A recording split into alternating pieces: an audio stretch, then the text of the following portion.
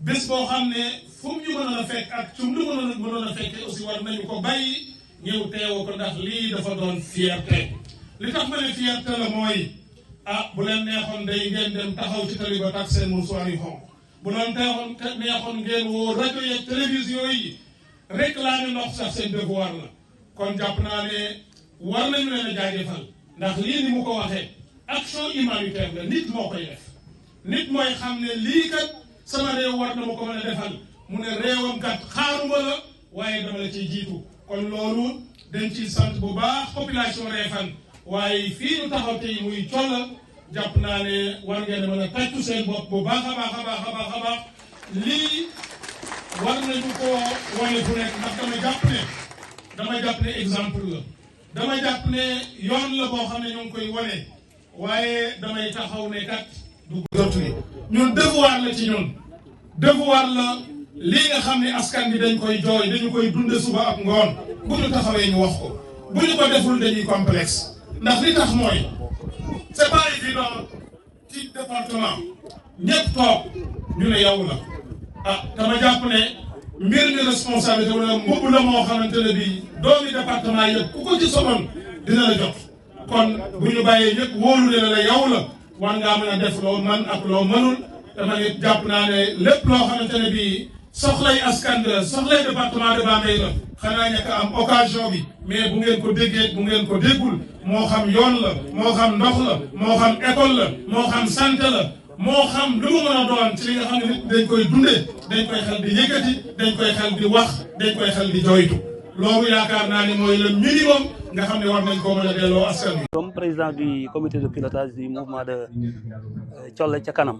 Qu'est-ce qui explique l'organisation de Voilà, aujourd'hui on s'est réunis pour faire une pose de première pierre d'un forage que les populations se sont cotisées, donc lié à un manque d'eau depuis pratiquement 8 mois. Donc, alors on a eu l'idée de... D'abord, on a commencé par penser à une adduction d'eau. Quand on a encaissé des 5000, on a vu que ça n'allait pas. Finalement, l'idée d'avoir un forage nous est venue dans la tête. C'est ainsi qu'on s'est réunis. Alors, on a mis en place un bureau. On a recensé les populations. Et les ménages ont tourné autour de 272. On a demandé à chaque ménage de donner 50 000. Et maintenant, le coût qui sera encaissé, on va l'utiliser pour commencer les travaux. Et maintenant, le reste, tendre la main aux autorités et aux bonnes volontés pour l'achèvement des travaux. Alors, la somme que nous allons collecter de cette première phase est très insuffisante parce que ça ne peut permettre que la réalisation de la première phase, c'est-à-dire la foration du forage. Et donc, après, il faudra penser à une deuxième phase, voire la canalisation, une troisième phase, c'est-à-dire un château d'eau. Et comment vous évoluez ce manque d'eau? Bon, ce manque d'eau, les raisons sont multiples. Comme Abdoul a dit en Wolof, d'abord, vous savez que dans une commune de 53 villages, s'il y a un seul forage, vous voyez que ce que ça fait. Alors, la distribution ne peut pas être correcte. Parce que le forage date actuellement de 37 ans. Quand on mettait le forage en place, la population n'était pas si élevée. Mais avec le temps, vous voyez que presque ça a passé du simple au double. Et donc, ça a créé une insuffisance. On parle de nappe qui est en baisse. Alors, mais il y a aussi le problème de offre qui est là. Donc, des populations qui ne payent plus. Et donc, finalement, et techniquement, le forage a des difficultés pour satisfaire la demande en eau.